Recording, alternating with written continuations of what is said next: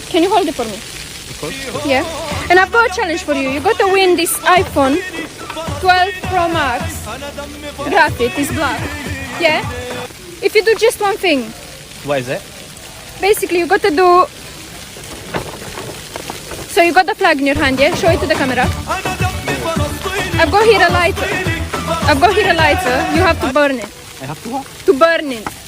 Are you kidding me? To burn it. Are you kidding me? No, I'm not kidding you. Are you sure? Do you want me to burn it? Yes. Do you know what happened to Palestine? Yes, I know what happened. Yeah, But really? that's the challenge. Challenge. So Yes. You want me to burn it for iPhone? Sorry? You want me to burn it for iPhone? Yes. Are you sure? Yes. Like a challenge. This is the challenge to win an iPhone 12 Pro Max.